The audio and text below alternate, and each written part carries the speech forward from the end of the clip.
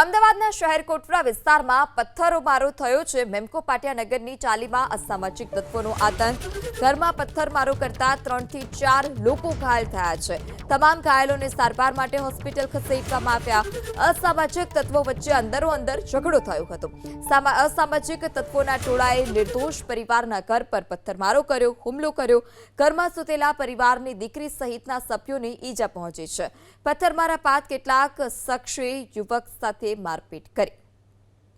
વધુ માહિતી સાથે સંવાદદાતા ચેતન ફોન લાઈનથી જોડાયા છે। ચેતન, આ અસામાજિક તત્વોએ કયા કારણોસર પથ્થરમારો કર્યો છે અને ઘાયલોની શું સ્થિતિ? જી, શહેર કોટડા પોલીસ સ્ટેશન વિસ્તારમાં મેમકો પાટિયા નગરની ચાલીમાં અસામાજિક તત્વો બેફામ બન્યા હોય તેવો એક કિસ્સો પ્રકાશમાં આવ્યો છે।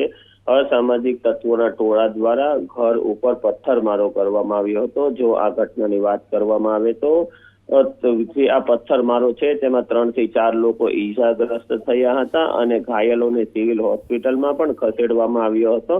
અસામાજિક તત્વો હતા તેમનો અંદરનો ઝઘડો હતો અને તેમાં કેટલાક અસામાજિક તત્વો દ્વારા બાજુમાં ઉભેલા જે નિર્દોષ પરિવાર હતો તેમની સાથે અપશબ્દો બોલી અને માથાકૂટ કરવામાં આવી હતી। અપશબ્દો બોલી માથાકૂટ બાદ આ જે અસામાજિક ઉશ્કેરાઈ ગયા હતા તેમણે નિર્દોષ જે રહી છે તેમના ઘર ઉપર પથ્થરમારો કર્યો હતો। ઘર ઉપર પથ્થરમારો કરતા જે પરિવારના સભ્યો છે તેમને પથ્થર વાગ્યા હતા। એક દીકરી પણ ઈજાગ્રસ્ત થઈ હતી અને ત્યારબાદ તેમને હોસ્પિટલ ખસેડવામાં આવ્યા હતા।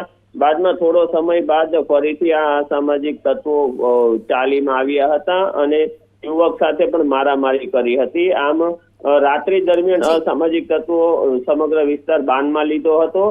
ઘટનાની જાણ થતા શહેર કોટડા પોલીસે હાલ અસામાજિક તત્વો વિરુદ્ધ ગુનો નોંધી તેમની ધરપકડ કરવા માટેના ચક્રો ગતિમાન કર્યા છે। જી ચેતન, માહિતી બદલ આભાર।